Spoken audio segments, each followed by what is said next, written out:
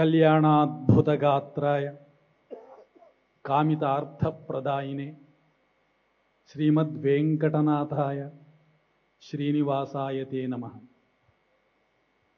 ఓం నమః ప్రణవార్థాయ శుద్ధజ్ఞానైకమూర్తయే నిర్మలాయ ప్రశాంతాయ దక్షిణామూర్తయే నమః. ప్రపంచ శాంతి కోసం పిఎంసి వాళ్ళు తలబెట్టినటువంటి ధ్యాన మహాయజ్ఞంలో జ్ఞానబోధ చేయడం అనేటువంటిది ఒక అద్భుతమైనటువంటి కార్యక్రమం. ఈ కార్యక్రమంలో పాల్గొనేటువంటి అవకాశం కలుగజేసినటువంటి నిర్వాహకులకు అందరికీ ధన్యవాదాలు తెలియజేస్తూ, పెద్దలు ఇప్పటి దానం అనేటువంటి గుణం పురాణాల్లోనూ ప్రాచీన కాలంలో ఎలా ఉండేది, ఎవరు చేశారు అన్నటువంటి విషయం చెప్పారు. ఇంకా కాస్త ముందుకు వెళ్ళినట్టయితే వేదాల్లో చివరి భాగాలైనటువంటి ఉపనిషత్తుల్లో కూడా ఒక అద్భుతమైనటువంటి కథ ఉన్నది. మామూలుగా ఏదైనా సాధించాలి అని చెప్పి అనుకున్నట్టయితే దానికి సాధనమేమిటి అనేటువంటిది ప్రధానమైనటువంటిది. కాబట్టి మన కోరికల్ని తీర్చుకోవడానికి ఆ రోజు ఆశ్రమాల్లో విద్యలను చెప్పేటువంటి వాళ్ళు, ఎటువంటి విద్యలు అంటే వాళ్ళ కోరికలు నిండేటువంటి విద్యలను వాళ్ళు చెప్పేటువంటి వారు. అటువంటి విద్యలు చాలా ఉన్నాయి ఉపనిషత్తుల్లో. దవిద్య అనేటువంటిది కూడా ఒక అద్భుతమైన విద్య ఉన్నది. బృహదారణ్యకోపనిషత్తులో ఈ సృష్టి నిర్మాణం ఎలా జరిగింది, ఆ వ్యవస్థ ఎలా ఉన్నది అన్నటువంటి విషయాలన్నీ, పంచభూతాలు ఎలాగ వచ్చాయి, ఆ తర్వాత బ్రహ్మదేవుడు ఎలాగ ఈ విశ్వాన్ని సృజించాడు అనేటువంటి విషయాలు కథలు ఉన్నాయి. అందులో 6వ అధ్యాయంలో ఒక అద్భుతమైనటువంటి కథ. బ్రహ్మర్షి పితామహ బ్రహ్మ సృష్టిని చేసినటువంటి మహాభావుడు అన్నిటినీ సృష్టించాడు, మనుషుల్ని సృష్టించాడు. ఆ మనుషులలో దేవతలు ఉన్నారు, దానవులు ఉన్నారు, మానవులు ఉన్నారు. వీళ్ళందరినీ తన ఆశ్రమంలో విద్య నేర్పించాడు. దానవులు దైత్యులు అంటే మీరు భయపడి రాక్షసులని వాళ్ళు వేరే అనుకోబాకండి. వాళ్ళందరూ కూడా ఒకే ప్రజాపతికి పుట్టినటువంటి వాళ్ళు. దితిపుత్రులు దైత్యులు, అదితిపుత్రులు ఆదిత్యులు.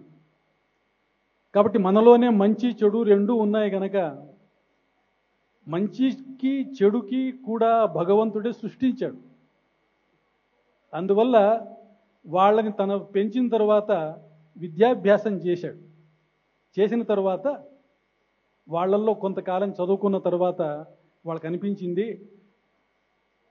మా లక్ష్యాన్ని చేరడానికి ఏది సులభమైనటువంటి మార్గమో, ఒక మంత్రమో విద్యనో చెబితే బాగుంటుంది అనే ఉద్దేశంతో బ్రహ్మదేవుడి దగ్గరికి వెళ్ళి అడిగారట, మా ఉన్నత స్థితికి ఏదైనా ఒక చిన్న మంత్రం చెప్పండి సులభంగా. అంటే ఈ రోజుల్లో మనం కూడా ఉత్తమమైన స్థితికి చేరుకునేటువంటి ధ్యానం అనేటువంటిది ఏ సులభం చెప్పామో, మానవుని మనస్సు అప్పుడు ఎప్పుడు ఒక్కటిగానే ఉంటుంది అని సులభమైన పద్ధతిని అడిగితే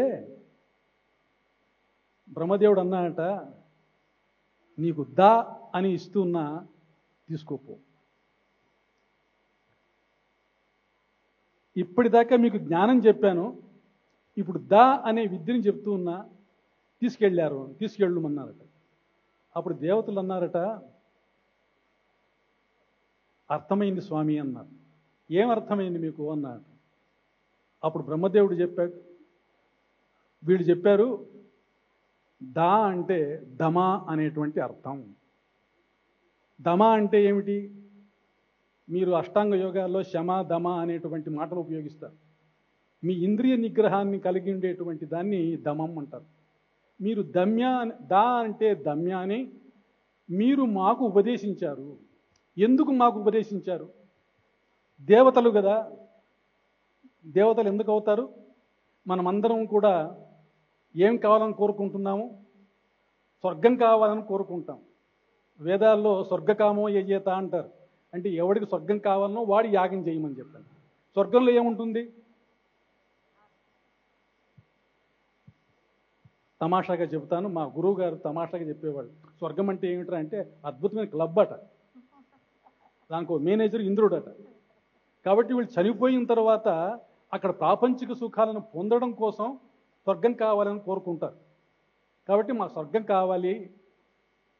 దేవతలందరూ కూడా స్వర్గకాములు కాబట్టి, సుఖలాలసులు కాబట్టి మీరు ఇంద్రియ నిగ్రహాన్ని కలిగి ఉండాలి అనే ఉద్దేశంతో దమ అనేటువంటి దా అక్షరాన్ని ఇచ్చాను.